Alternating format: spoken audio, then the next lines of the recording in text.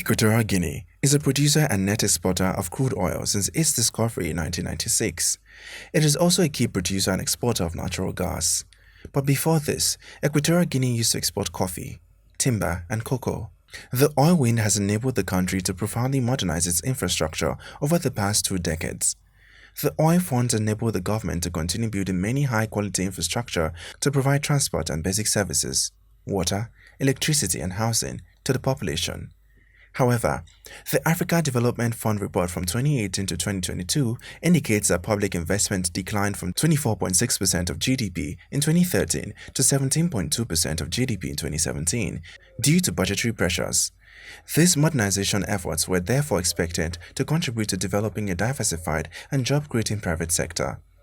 According to the IMF, the country's financial reserves at Bank of Central African States and in commercial accounts dwindled significantly at the end of 2017. The country is therefore building up debt. Despite the relatively stable economic situation, the state still has a considerable borrowing capacity, clouded with allegations of corruption and nepotism. En el que está el Parlamento, está el gobierno, que son los que deciden sobre los aspectos que hay que financiar. The African Development Bank noted that the depletion of all revenue reserves is common to all Central African Economic and Monetary Communities or CEMAC member countries.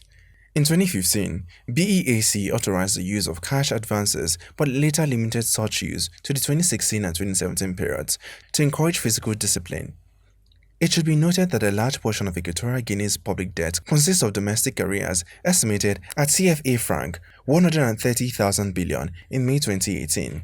Then, COVID-19 hit in late 2019 to 2020 and a global lockdown led to a worldwide pause on all commercial activities. But with the advent of vaccination against the virus, economic activities resumed come 2021. Equatorial Guinea's GDP growth bounced back to 1.4% after a 4.9% contraction in 2020, aided on the supply side by growth in the petroleum sector of 3.3% and the non-petroleum sector of 1.3%, with positive changes particularly in the tertiary sector, where the following all rose: private education 4.1%, private health 3.4%, business 2.3%, and restaurants and hotels 1.7%.